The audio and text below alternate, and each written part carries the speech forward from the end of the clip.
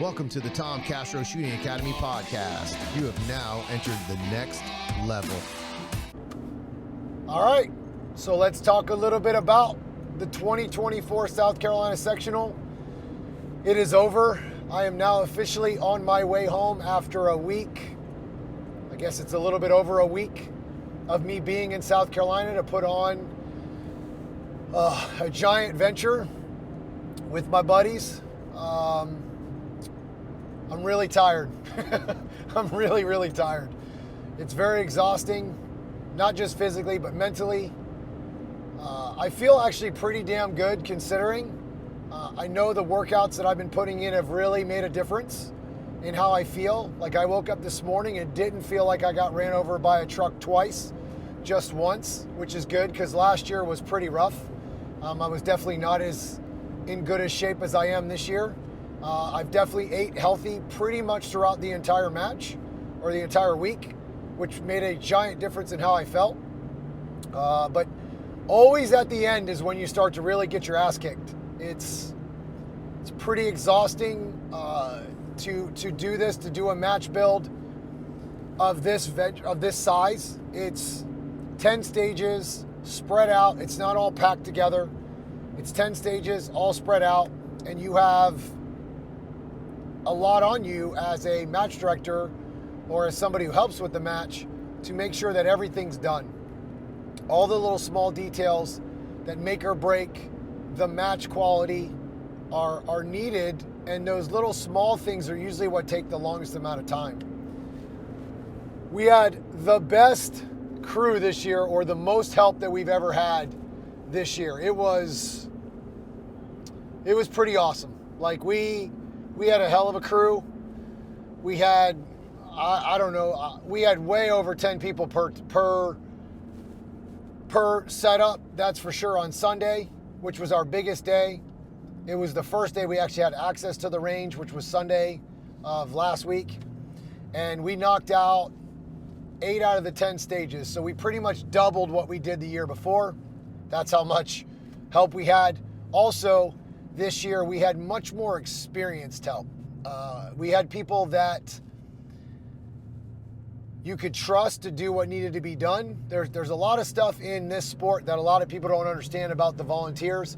Is volunteers are volunteers, right? So some people stay a long time. Some people come in and leave early, which there's nothing wrong with that. It's just what they could give. There's always those guys that give extra, that treat it like life or death. You know, if it doesn't get done, the match is a complete failure. That's just how they think. They take a lot of this stuff personally, and those guys stick around. Those guys will not leave. If it's 11, 12 o'clock at night, they would be there to hammer the last nails in. There's different levels to this stuff, and a lot of people don't understand what it takes to do that, or how important those people are in our sport. Those main guys, or those guys that are willing to give everything, even if they sacrifice their own time, their own life, their own match results, their own experiences, and maybe not, they might lose some of the joy, unfortunately, that they have in building the match or wanting to volunteer because of it. And that's why we always talk about people burning out, is because those are the guys that step up and make the match what it is. And I'm not going to name everybody because there's too many people, but there's always that core group that are, 3, 4, 5 guys that just absolutely are the most dependable, hardworking, the guys that are there from sun up to sundown, that do it the most, and that don't really and never will get enough credit for the work that they put in. And it's very hard to express that or explain that unless you're there and able to see that. So again, it's pretty awesome to watch these guys really do their thing and know that there's other people that feel the way I feel about this sport and how it needs to change, or things that the quality. Continue for 10 miles. Right? The quality is what I want to see. Is these guys, they want to put on the best damn match that's ever been made, and it showed in so many ways at this match. And I don't want to forget this. Every single person that walked up to me to this match that said thank you for everything, that told me personally how much they appreciated my efforts and how much I did, I have a very standard answer. It's not me, guys. It's everyone that I work with at this match that make this match happen. There are guys that, luckily, I had so much help this year that I didn't have to do everything or do as much as I did last year. I didn't do everything, obviously, but I didn't have to do as much as I did last year. I could kind of focus in another direction and make the vendor area what I wanted it to be. I didn't have to focus 100% on stages. I was able to build stages and put a little bit of help into that, but I didn't have to focus 100% onto that. We were able to spread it out a little bit. I spread it out a lot. I really got to come in and just maneuver some things around and change some stages that I had designed that I hated once they went on the ground while they were building them. But I got to focus a lot on the vendor area. I got to turn it more into what I wanted the first year. But the first year we didn't have as much help that I had the vendor area. So now that I look at it, the vendor area was terrible last year. Like, it was just terrible compared to this year. And I have a lot of ideas for next year if I decide to do it.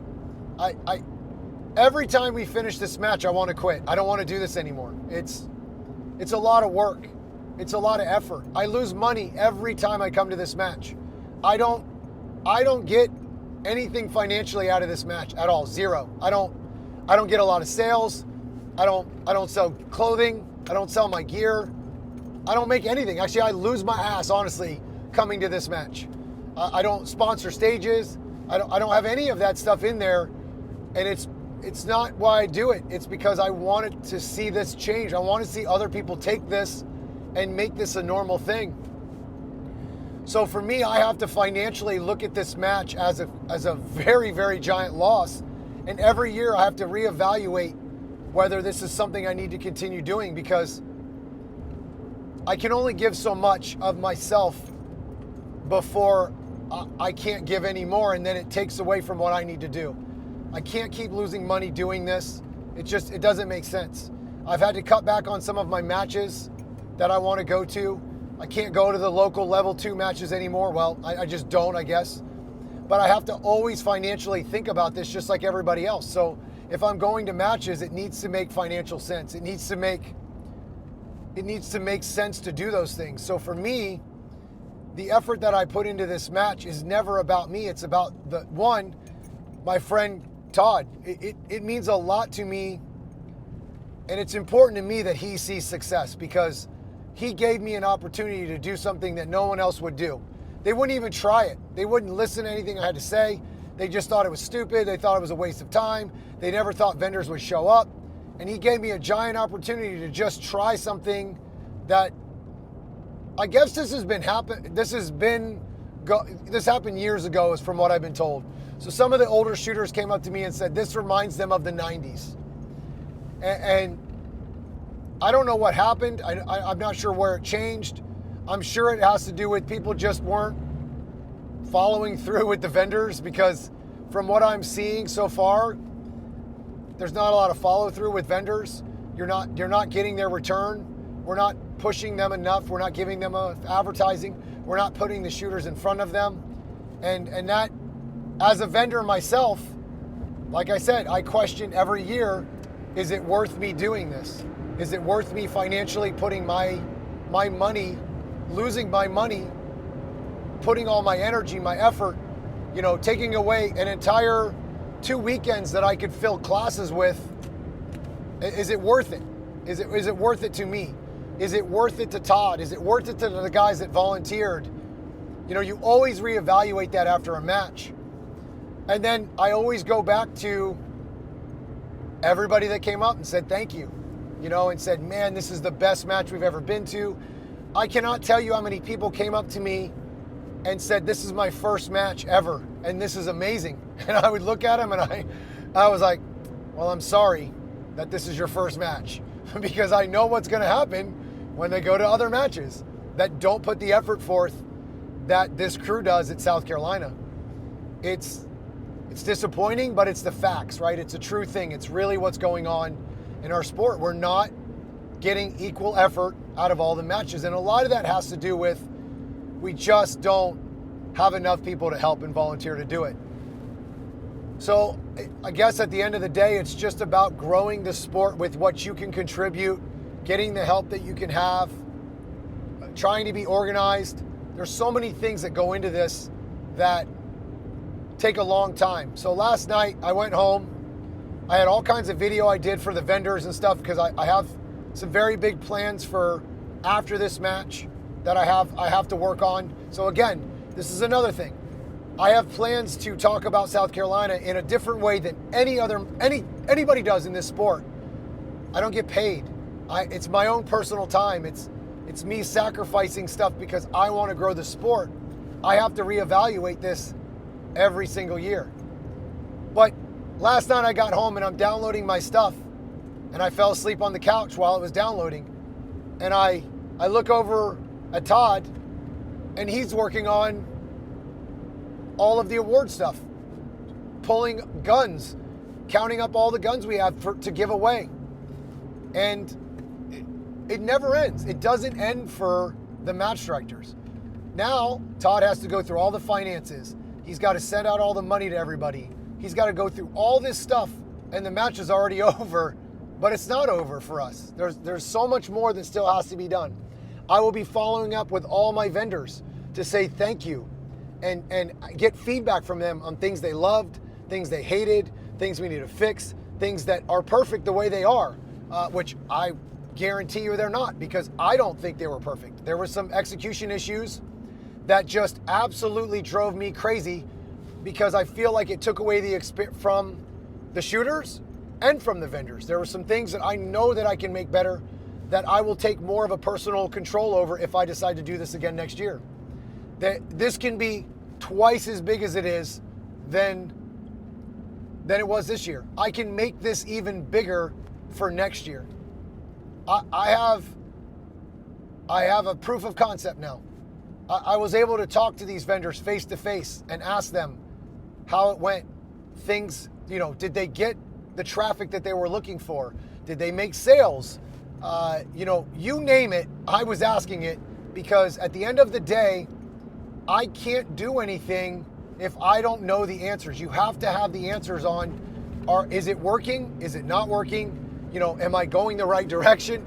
The only way you have that is by having those tough conversations and being willing to get punched in the face with something you might not want to hear. Like, yeah, man, Tom, this sucked. There's only 5 people that walked over here, which it isn't, but it's, having that tough conversation where you're willing to take the criticism is big. I honestly only had a few shooters come up to me and have something critical to say, but it was constructive. And it was more like stage design. And they did something 1 or 2 times too many times in the match, which was fine. That's just a personal opinion, and that's a very valid point to them. That's what they felt of the match.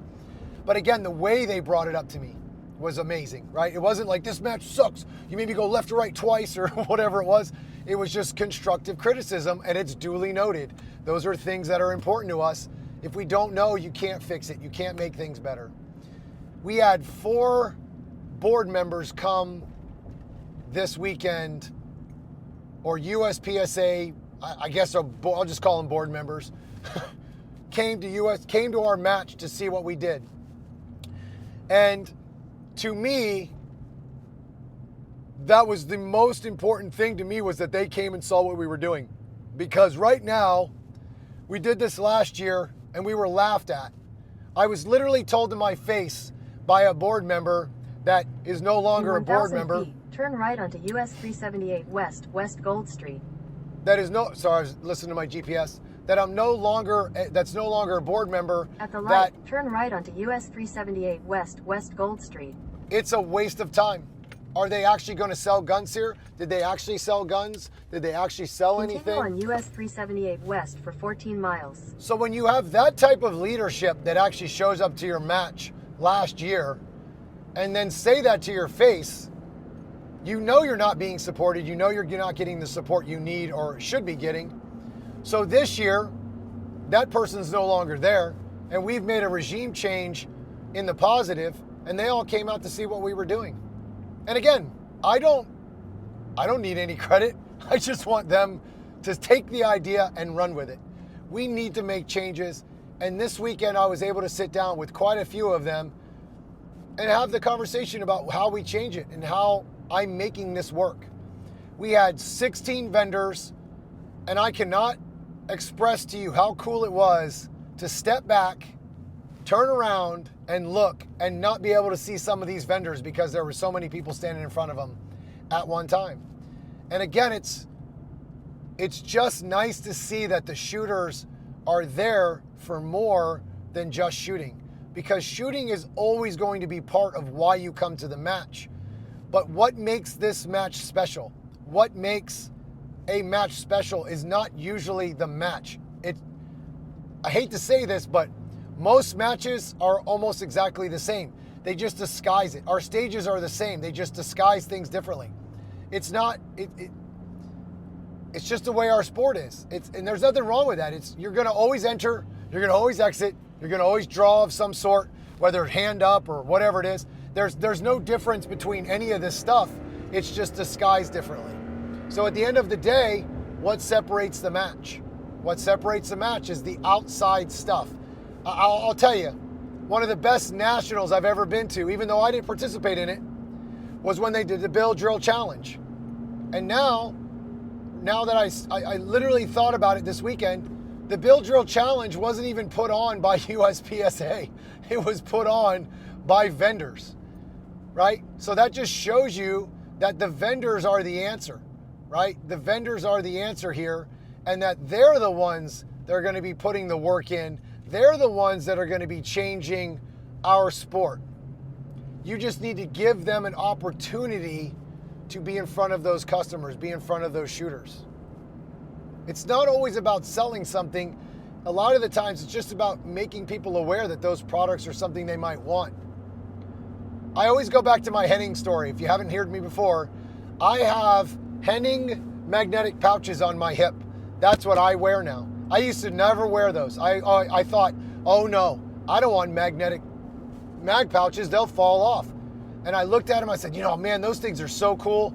And I really hated the mag pouches I was using. My mags would get hung up all the time. I hated them. And I was like, you know what? I'm not buying those because they're so darn expensive. No way, not until I try them. Well, they happened to be at Nationals during the Bill Drill Challenge year. I think it was 2018 or 19, whatever it was.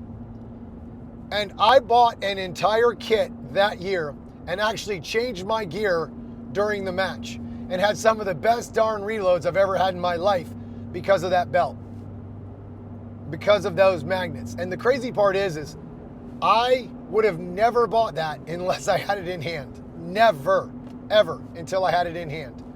It changed my mind on, okay, we need to push the vendors. The vendors are where it's at. We push the vendors, the sport gets taken care of.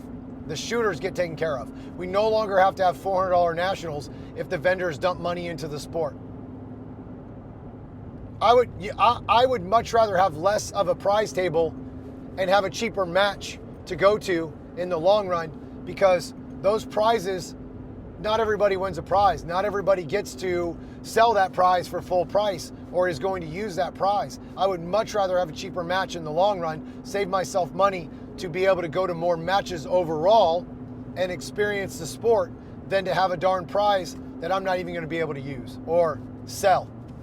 That doesn't even pay for a night of the hotel usually, right? So we have to change the way we think about things. We have to change the way we do things, and it all happens by putting it on the ground.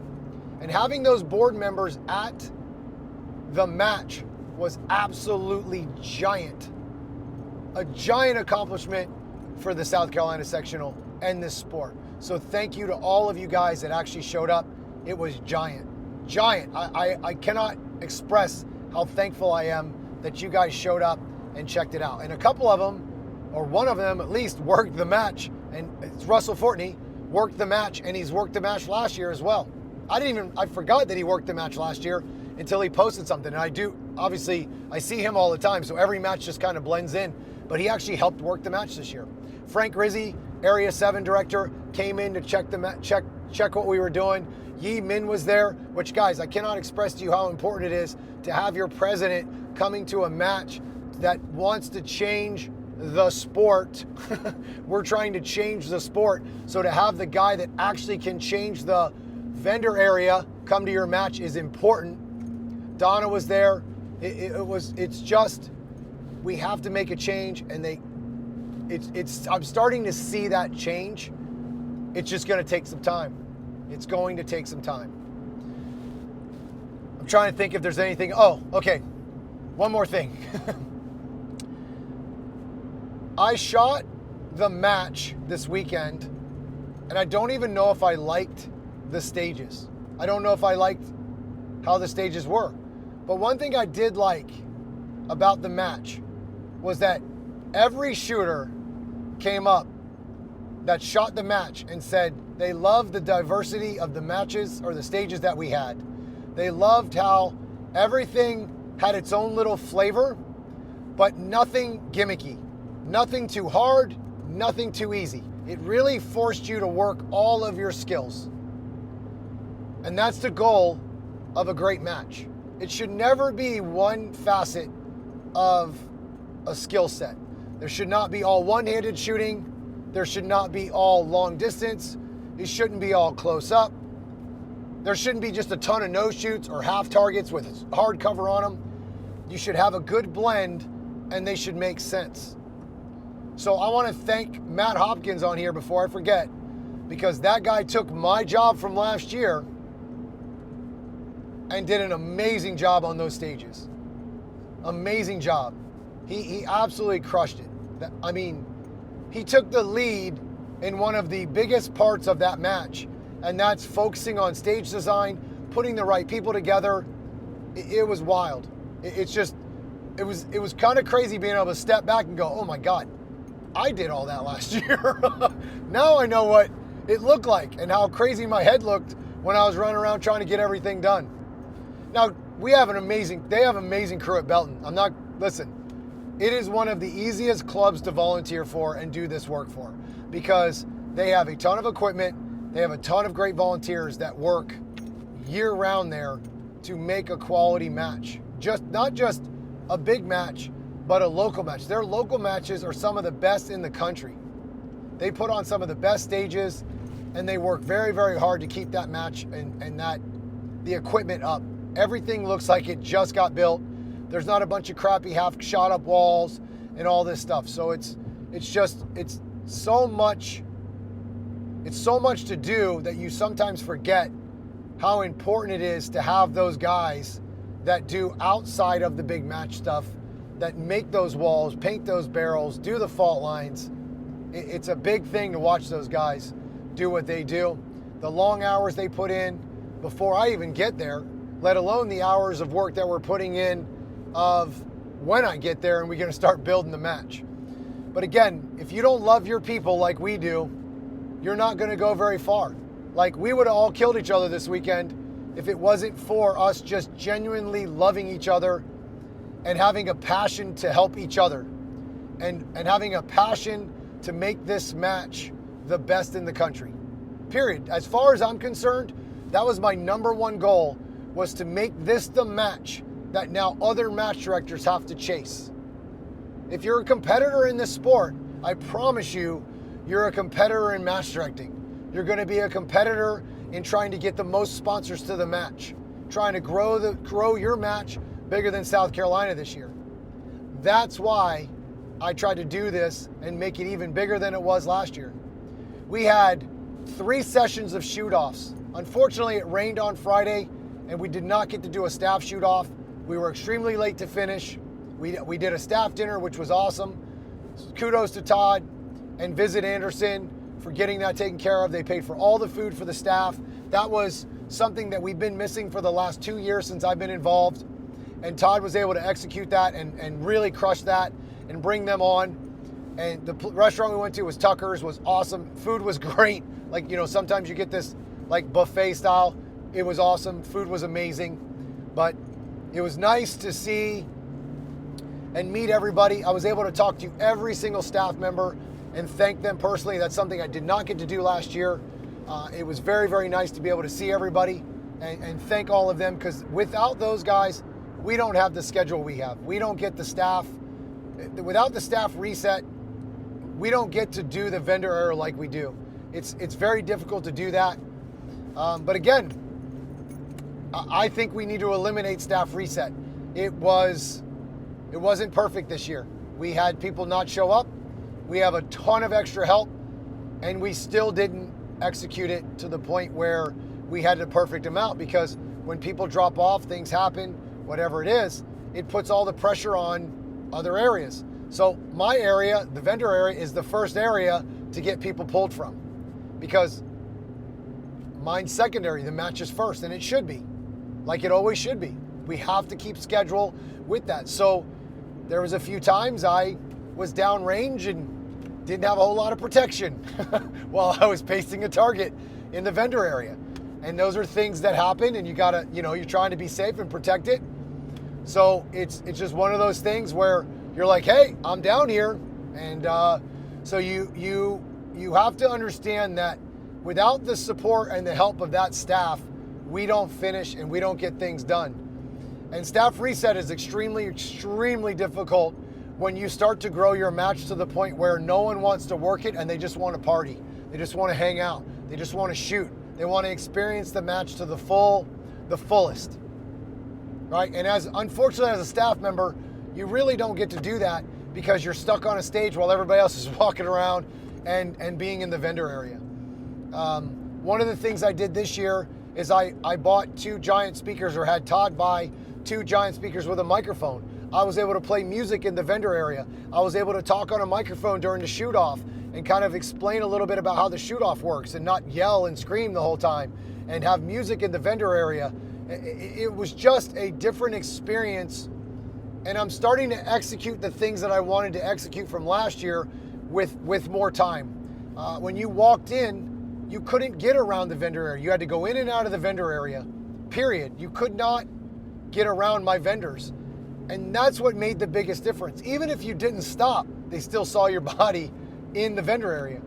And by doing that, you were going to stop. You were going to talk. There's no way you can walk by Mark 7, Make Stuff Better, Excalibur Ammunition, Zero Sports, Targets USA, Da Vinci, Taurus, Premier, Action Brass, Masterpiece Arms. There's no way. Lago Arms with Alien. There's no way you're walking by that and not touching one of those products, not watching the Mark 7 go up and down, not going over and touching the triggers and the grips and looking at how shiny everything is on the Masterpiece Arms. The Lago Arms pistol, which is absolutely ridiculous shooting, there's no way you're not going to go over and try their free ammo. There's just no way you're not going to do that if you get pushed into that area. So again, if you don't push that, the vendors don't even know you're there. That's the craziest part of it all. There's 160 people, there's 70 people for staff. They don't even know you exist unless you walk by them. 1 or 2 people doesn't give you the same visual or the same feeling as 60 to 80 to 100 to 160 shooters coming into that vendor area. So knowing that is where we have to change the sport. We have to let the vendors know that foot traffic by itself, without any sales, will start to change the way that vendors think and act about our sport. We will no longer be a secondary sport. We will be the sport that they have to start dumping their money into, so that we as shooters don't have to keep fitting the bill to play this game. All right, guys, I've only been talking about 30 minutes now, so I think I'm done. If I find out something else, maybe I'll jump back on the video and get on there and kind of talk about it. But if you have any questions, hit me up in those comments. Again, thank you, staff. Thank you, shooters. Thank you, Todd. Thank you, Matt, for everything. You guys are amazing. I can't tell you how much I appreciate all the support that I saw this weekend, for coming to the match, checking the match out. If you have something that you want to post, please tag me in it about the South Carolina Sectional. I would love to share it. I want to keep it rolling, let people see how amazing the match was, or at least amazing how amazing it felt. I'm definitely one of those guys that I don't ever know until my customers tell me they liked it. So, because I'm very critical of what I do, I'm always trying to make it better. I always see some of the small things that I can fix instead of all the great things that happened. So I think that's what always makes me push to make things better. So if you did enjoy it, feet, turn left onto Elm Street. Another GPS. If you did enjoy it, please let me know. I would love to see your posts. Tag me in them or share them to me, and I'll send them out. Thanks, guys. If you have any questions, hit me in those comments, and I'll see you on the range.